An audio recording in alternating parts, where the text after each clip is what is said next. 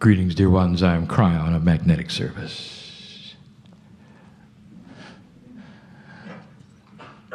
And so the message this evening is the same as it was the evening before. And depending upon that which my partner does, which will determine that which is then broadcast as an audio transcription. Or I gave it to him last night for the first time so that he would understand. And it would not be a surprise today. And in that there comes a greater understanding and a better wisdom. For the things which we wish to present this evening are new. New to some. But we speak now about a premise that we have not spoken of before. Not in this detail. And one that will then be very, very outstanding to you. Perhaps a bit unbelievable. It is a premise that has to do with physics, but everything to do with you. A premise that has to do with the energy that you sit in now. A few moments ago, when we opened this door, we ask, is the man pretending? And we ask that so that you will have discernment and you will know. For here is a message that will go to the core. Here is a message that is unbelievable to some. And so, because of its nature, we bring you the practical part as well. We fill a little of it with science. A three-dimensional aspect that will anchor that which might sound unbelievable. We present to you that which someday your scientists will see. Some of them are beginning to see it now, not understanding what it could mean, how it works, or what truly is the core. But you can't deny it's there. And in order to do this properly, we will present it in pieces and parts. Here's the premise. That as you open the door to that which is quantum in your science, you are going to discover the first kind of physics that is always benevolent. That is to say, you're about to open a door and look at something which is not linear, which has a bias, the bias of benevolence. Is it possible that there is an actual energy in physics that is biased benevolently? And that doesn't make sense. Because physics is supposed to be absolute. That is to say, there are rules, and then there are rules, and then there are rules. And you want to formalize it, and you used to want to understand that it might be random. We speak about quantum physics as being random. But is it? And if not, why would it be biased benevolently? This is going to sound like science, and it is not all science. We want to give you this information because it ties in with the creative energy that you are experiencing now, dear human being. Difficult to know how to begin. Difficult to know how to explain this in a way that you will actually understand what we are saying. So let us start with this. Your science believes at the moment that quantum physics has to do with the way small particles react. Particles that are so small, they are particles of light, they are molecules of DNA. So small you have to see them under an electron microscope. This is quantum mechanics. And it's only seen there. And now we're going to give you something else to think about. This that you see in the very small also occurs in the very large. And so we'll start there. We're going to start with the premise.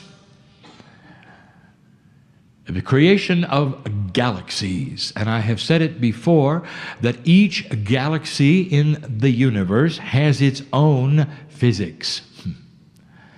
And some of them are very similar, but all of them are different. And if you could know the differences, you'd wonder why, and I will tell you it's because of what's in the middle. Because your physics, 3D and quantum, is determined by what happens in the middle of each creative galaxy. The creation energy in the middle, that bipolar energy, that push and pull, what we have called the twins that are in the middle of your galaxy, which you see in 3D as a singularity, is really double. It determines your physics.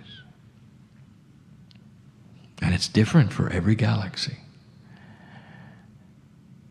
Science doesn't know that yet. And we give this to you so that when they discover it, you can say you heard it here. It gives credibility to everything else I'm going to say. Let us start with the astronomer.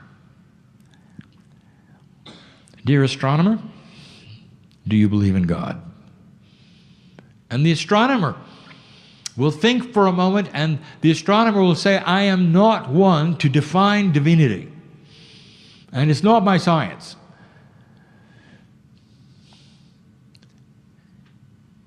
And so you will ask him instead, all right, what do you see that might be interesting to you?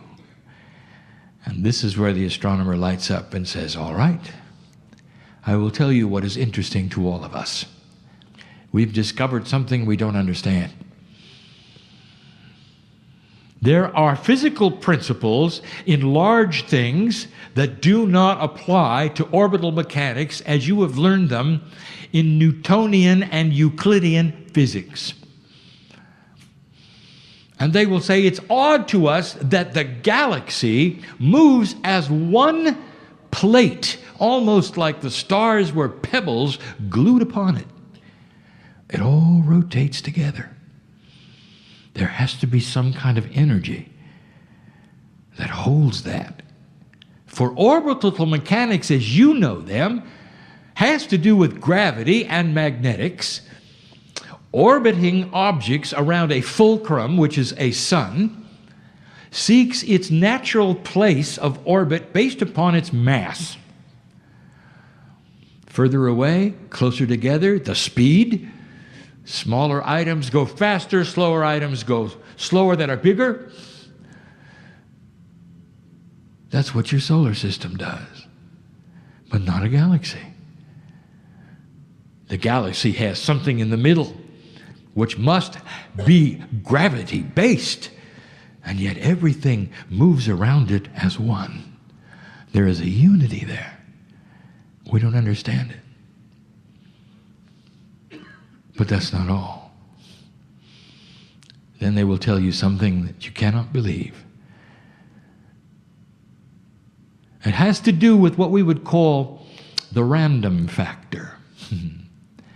So we're going to call this channeling the quantum factor. Something you didn't expect is happening before you. In your three-dimensional reality, everything that happens on the earth seems to be in a random state, and that is to say a bell-shaped curve. If you were to roll a dice over and over thousands of times, you would see this bell-shaped curve, or you would see a consistency of randomness. And that is what you call the way things work. That's what you expect. And there's no bias to it, especially when you would roll dice. You expect to see a certain kind of statistical curve that is random. Back to the astronomer. The astronomer is saying this: everywhere we look at what you would call the creating energy of the universe, that which made the universe, the energy that is responsible for its actual existence, is incredibly biased.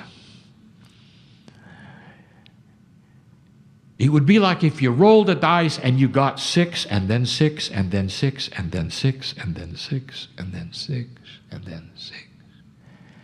It is beyond the realm of randomness. It shows and shouts there had to be intelligent design. Now, I'm not talking about a metaphysical person. I'm talking about an astronomer. Everywhere they look, against all odds, the universe is benevolently designed for life. They've used the term intelligent design. I use the term benevolent design. And I will tell you that that energy that glues the solar systems of your galaxy together, over 100 billion stars, is a giant quantum hand that sits upon the galaxies of your universe like the hand of God. A quantum benevolent hand, and they all move together. By the way, if they didn't, they'd all crash into each other. Like your solar system, there would be chaos in the way of speeds, distances, sizes, and there isn't.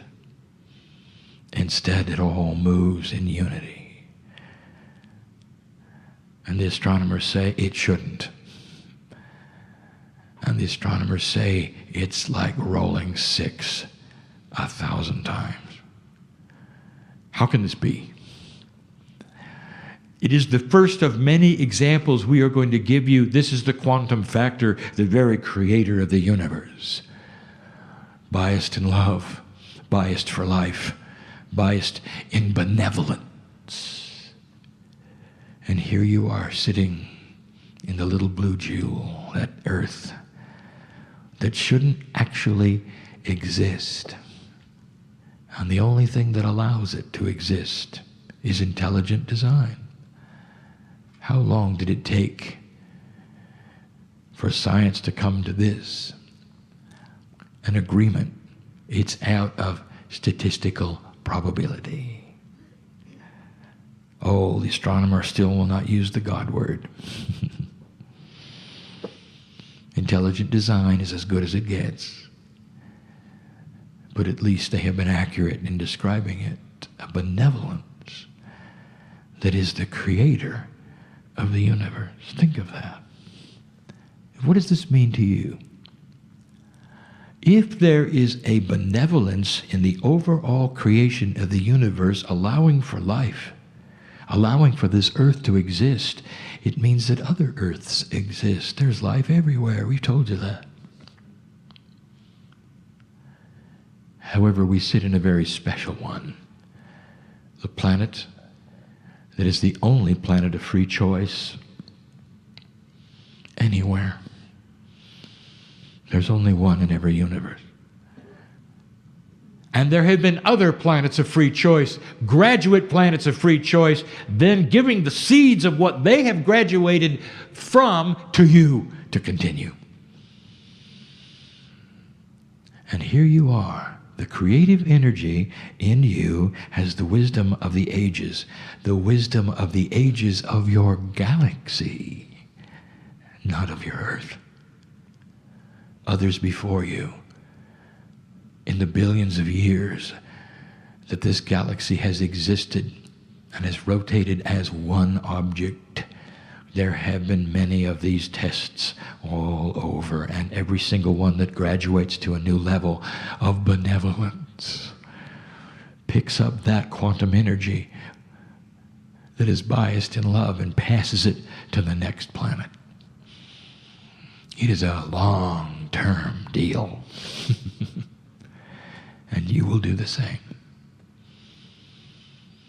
And as you pass this benevolence, it actually shapes the next universe and how intelligent the design will be. It has been around a long time to get to this place where physics can be shown to have an attitude. An attitude of benevolence. That's the big picture. Let's move to a medium one. Let me take you to an experiment over a decade ago. Two men. In Scotland, Scott Strachan, physicist, and a medical doctor, Dr. Todd Ovakaitis, my partner's friend. What is a coincidence they met in this lifetime. Those two men are together.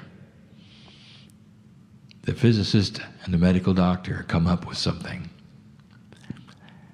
They are the first team of scientists to develop a controllable quantum event. That is to say, they have an invention that creates quantum energy. They've done it by opposing laser energies out of phase through what we would call a quantum holographic lens.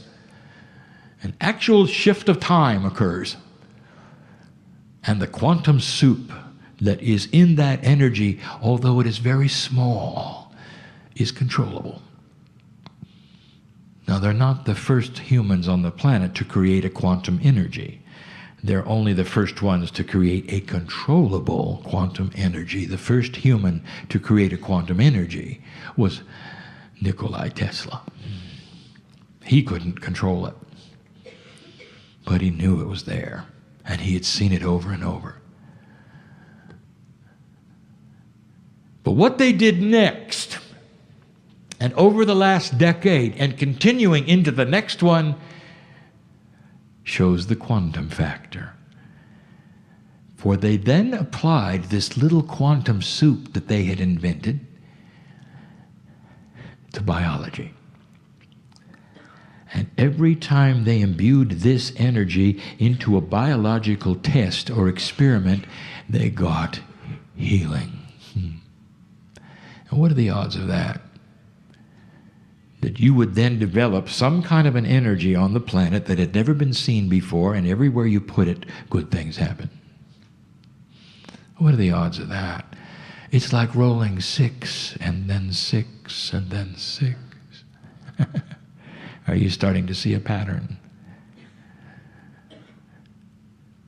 When this quantum energy is able to be reproduced in other laboratories, there will be those, and there always are, that will try to weaponize it. It'll be the first energy ever discovered that won't allow it. It can't be weaponized because it is benevolent. Imagine a quantum energy that's just simply physics that has an attitude. What does that tell you? There's something going on. The quantum factor will be discovered on this planet, and it's going to fly in the face of logic and 3D and the way things work. All of this may not be seen in my partner's lifetime. And he's all right with that. He's very all right with that. Now, he stands next to me, but I'm going to tell you about him. Because he knows he'll be here. He may even participate. He doesn't care what his body looks like. He just cares that he'll be here. And he will. And I want to tell you, old soul, that at this moment the potentials are that no matter how old you are in this room, you'll be here with him. Because you're not going to miss the finale. The ramp up is difficult. The old souls in front of me have signed on to work. They waited for this energy for lifetimes.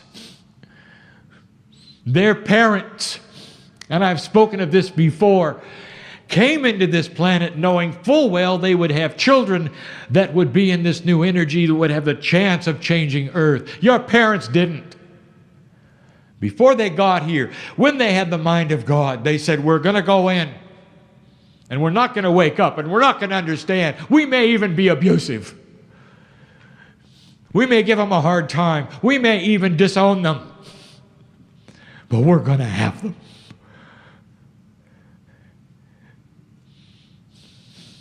And we hope they forgive us for what we do in an old energy, but this is what we're doing because we have the mind of God before we get to Earth, and we know that they are going to change things. Do you ever think of your parents that way? I have mentioned this now 5 times in channel. I can't mention it too often. There are those here who need to hear it. Do you ever think of your parents in that light? After what they've perhaps done, many of you had wonderful parents, and then there are others who don't want to ever talk to them, and some of them are here and some of them are dead. And I want to tell you that the core soul of all the parents knew of this energy potential. They knew that their job was to have you as a child. Old soul. And this is really going to put time in a circle for you because you stood next to them when they came in. With an agreement, a handshake, a hug. Let's go do it.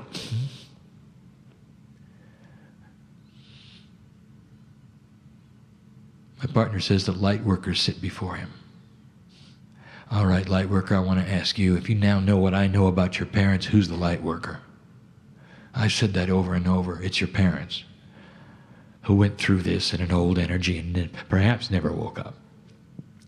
And perhaps gave you a real bad time. Well, maybe this is the time to forgive everything and see the core inside them, the mind of God that they had to bring you into this earth in a difficult situation. There are those here who were born on different continents. I know who you are who sit here. Even more difficult there for a parent to say, we're going to have a light worker, an old soul.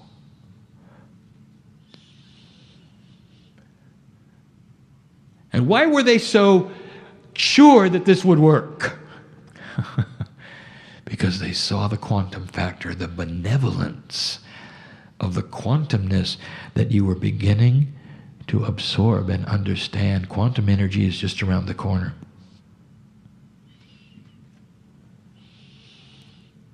That will be the next largest discovery on the planet. It's been held back from you because it takes a higher vibrating consciousness to create it.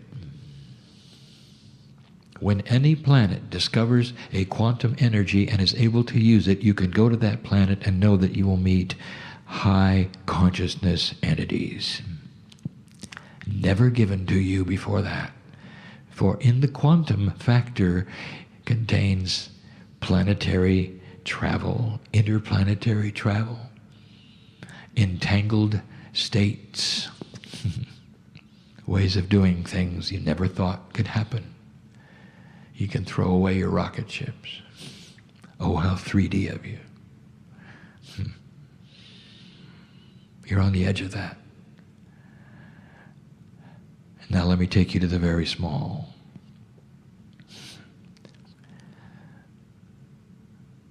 Over a decade ago, Vladimir Papoinian, Russian scientist, used light as an experiment with one molecule of DNA. And he discovered a field around DNA. Light patterned itself into a mathematical equation when DNA was around it. He discovered that DNA had a field, a quantum field. Not only that, it was a quantum field filled somehow with information. How else could it pattern light into a sine wave?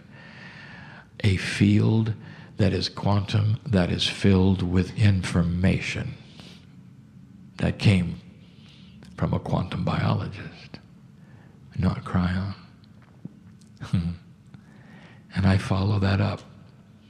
And I am telling you what DNA is, and it's time for you to know.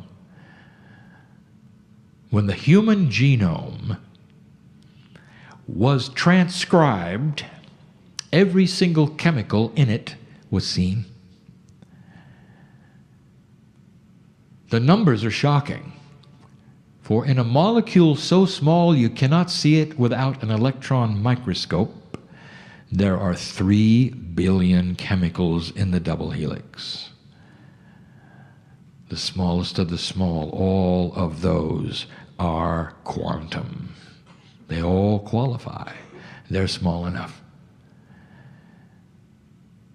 And yet your three-dimensional scientists were looking for patterns. They wanted to know what creates 36,000 genes of the human body. By the way, there's more. I'm using a number of theirs, not mine. And that's all they were interested in.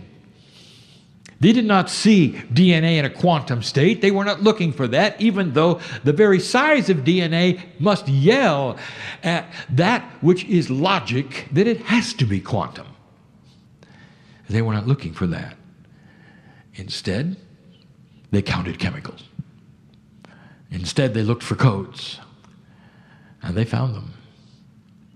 In 3.5% of the 3 billion, there were protein-encoded parts that made all the genes. 3.5%. Over 90% was random. It did nothing that they could see. Still to this day, even with that information, they do not see the obvious, that the 90% is quantum and the 3.5% is linear. And they have to ask the question eventually when they see it, what is in the 90% that is quantum? And now we get to it, don't we? And I will tell you, 100% information, instruction sets for your life. Everything from your higher self, you might say, everything from that to your Akashic record, you might say, every single lifetime, every single talent. Biologically, every single instruction to every single stem cell. That's what's in your DNA. And it's all quantum. Now, I'm giving you this information so that you will understand something that is coming next. In your 3D life, you simply accept the chemicals you're given.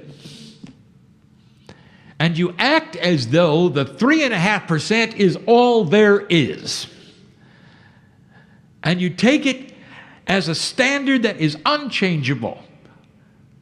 You don't see it for the way it is designed. Think of DNA as a race car. Think of 3.5% of it as the engine. It always does the same thing, over and over and over, always does the same thing. And 95% is the consciousness of the driver behind the wheel. Only you haven't discovered the driver.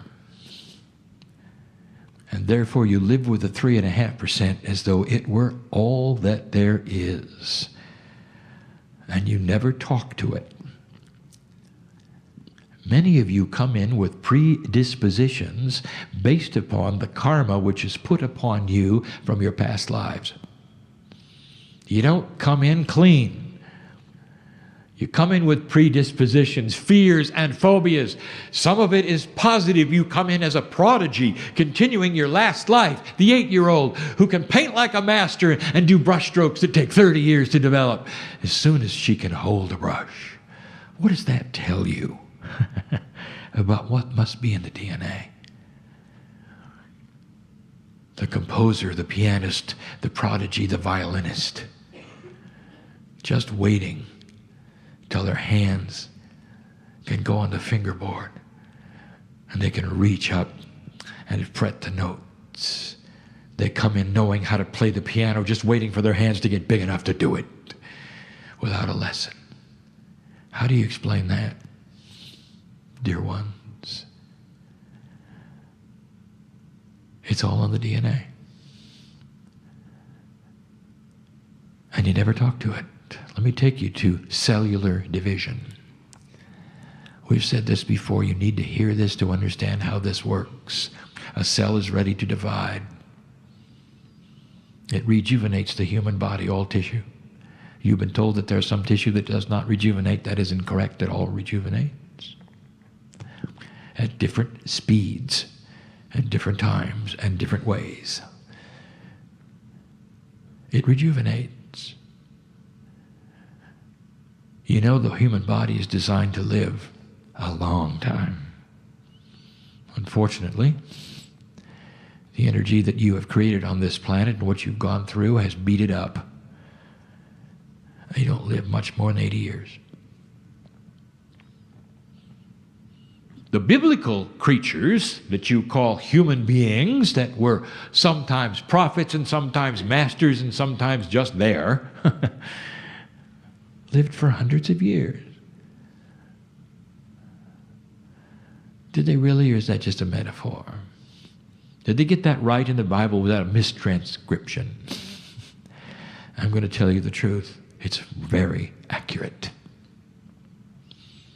Thousands of years ago, you lived a very long time. Lemurian, if you knew your lifespan, you'd gasp. But not anymore. Instructions have been given literally by the energy of the planet that you live in. A cell divides. Right before it divides, it needs the blueprint. The blueprint is available from the stem cell. The stem cell gets its information from the quantum part of the DNA. It's never changed since you were born. It's remained static. Nothing has ever changed it. And you don't believe it's changeable. There's not a conscious effort to do anything, and it just lays there like it always did. And it talks to the stem cell and says, do the same thing you always did. The stem cell talks to the cell that is dividing, saying, make another one just the same. And you rejuvenate just like the last one. And now I'm going to give you a secret.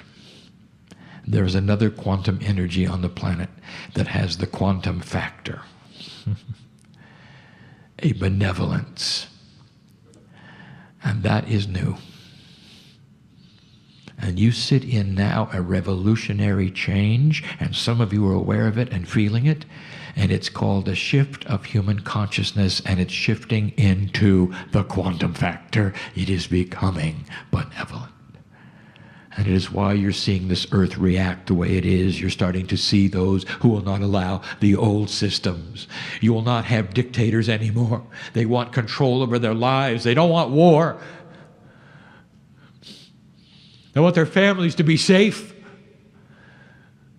And you're seeing it over and over in these places that have had dictators for years. The question was asked, when will Africa be included in this? A benevolent revolution, and I will tell you, the next generation, and guess who's going to be there to make sure it happens? The man in the chair. And he's going to have black skin. And he's going to be right where he needs to be. And he can hardly wait. 75 years from now, he'll be there. Ready to go. And he's not going to be a channeler. And there's no way to prove that, is there? And he won't know who he used to be. He'll just know what he's supposed to do. There's going to be a healed Africa by then, ripe and ready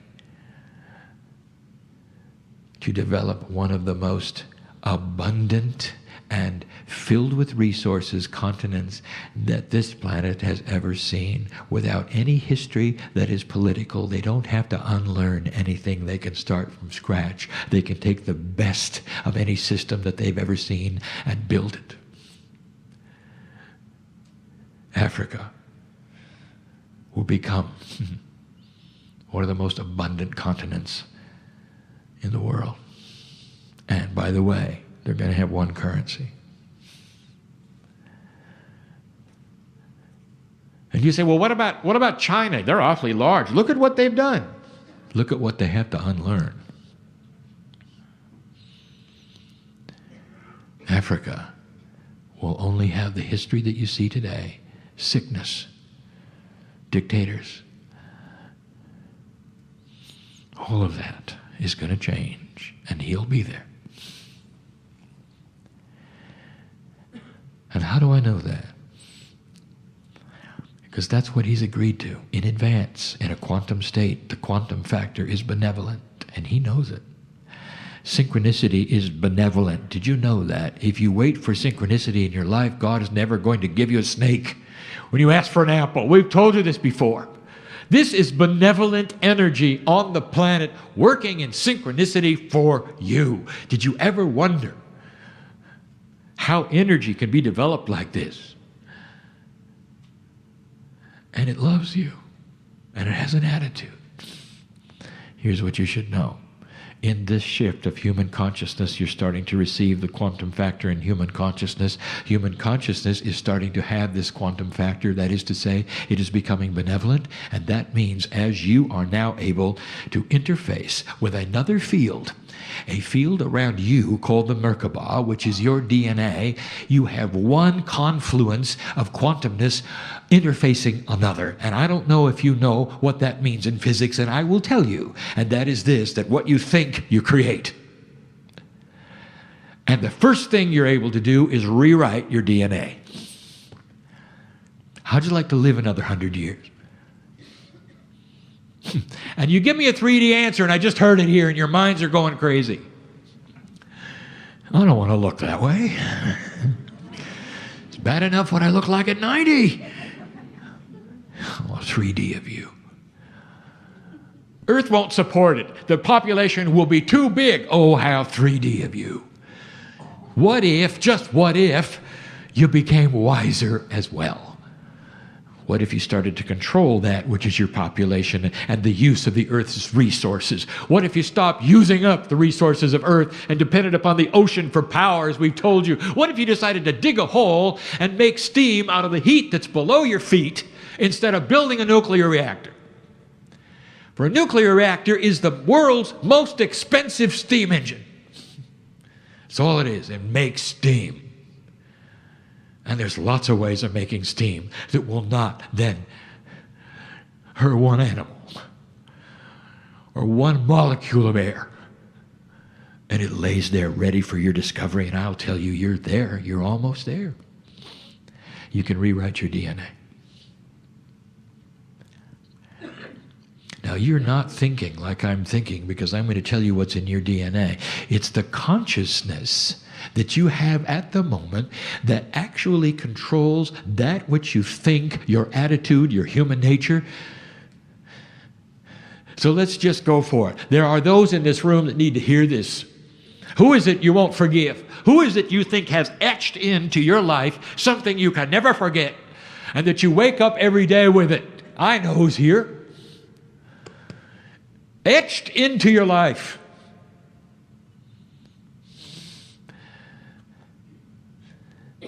And when a cell divides, let us call it a brain cell,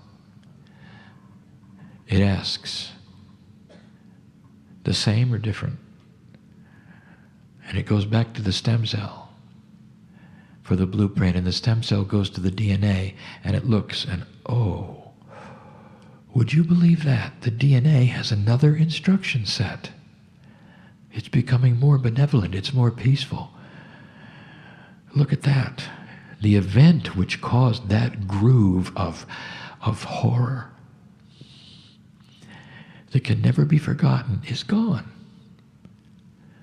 And it talks then to the stem cell, and the stem cell then gives that print to the cell that is dividing, and it says different, not the same.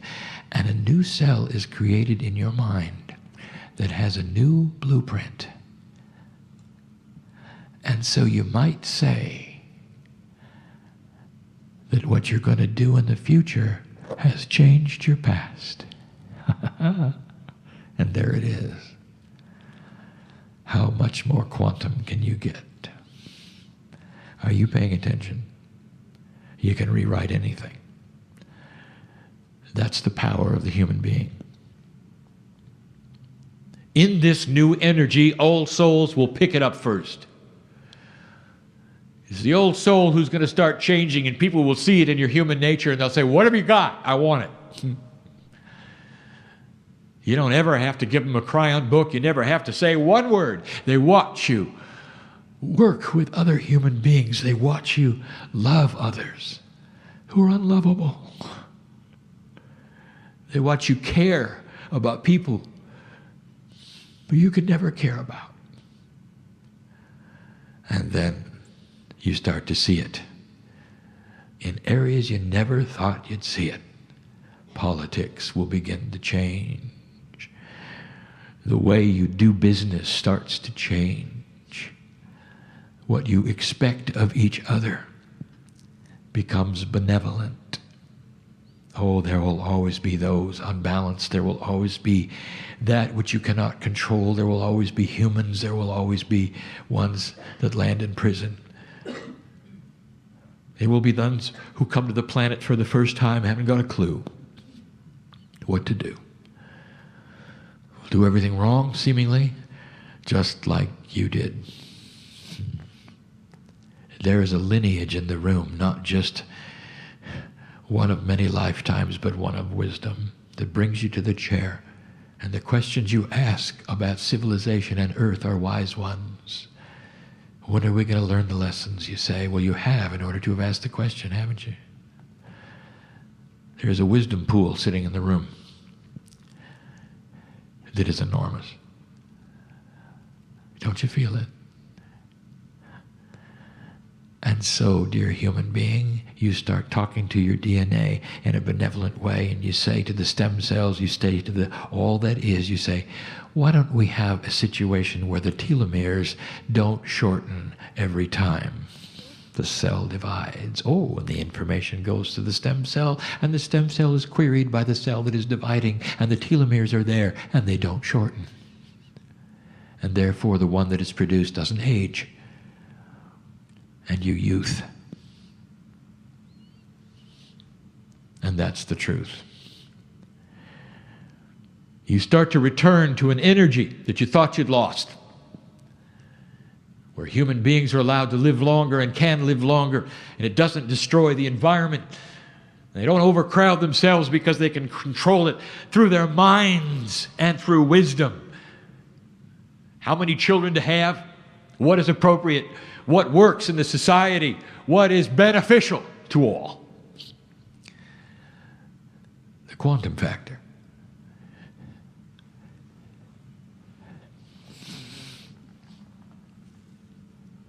Someday you'll meet them.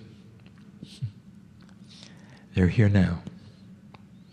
You've got Pleiadian brothers and sisters who live a very, very long time in a graduate situation in a planet that went through the test just like yours, and it came out with a quantum factor. They have benevolence. They have quantum energy. That's how they get here instantly in return. And they'll never interrupt your free choice, and that's why they don't land and say hello. Instead, they sit and cheer on the sidelines of what you've finally done. You don't know how close you are to changing everything. If you look at the planet over the last 50 years, you have to see it. You've changed human nature. You look at some of these countries that have low consciousness and low dictators and what they're doing, and you can't believe it. And the rest of the world rolls their eyes and say, what is this barbaricness? That's a wise earth that can see who they used to be.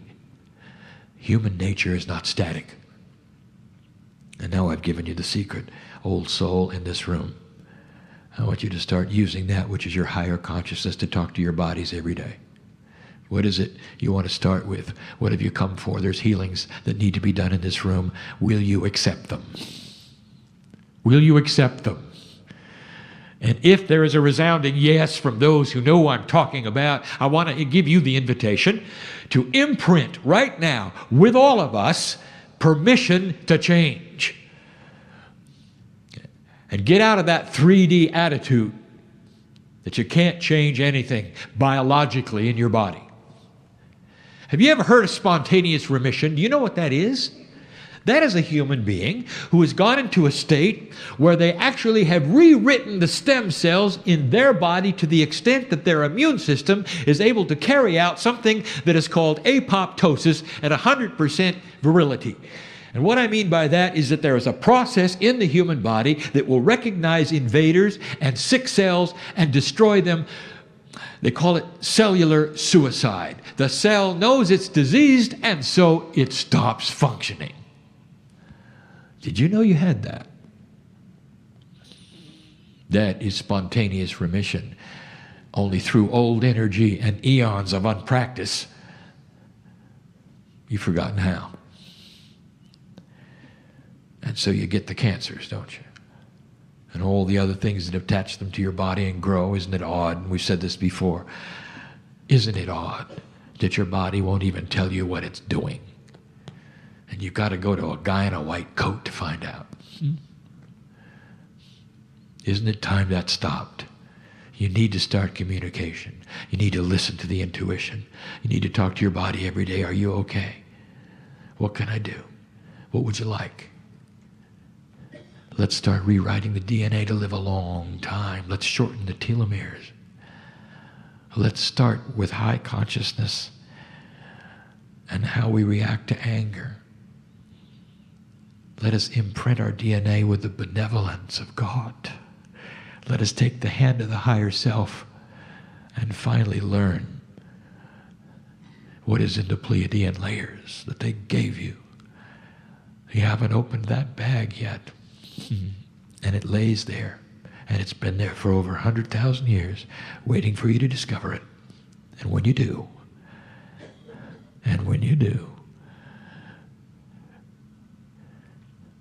you'll visit another planet. And you'll give them the seed of your benevolence. And you'll have peace on earth. I wouldn't tell you this.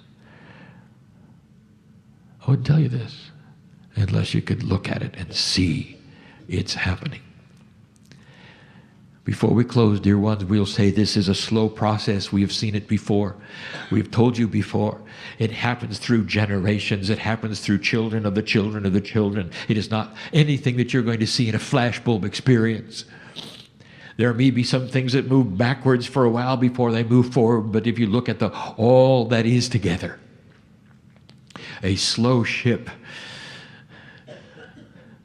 where the rudder of wisdom is steering toward a time when hatred will be something you don't know about. Because quantum energy is benevolent.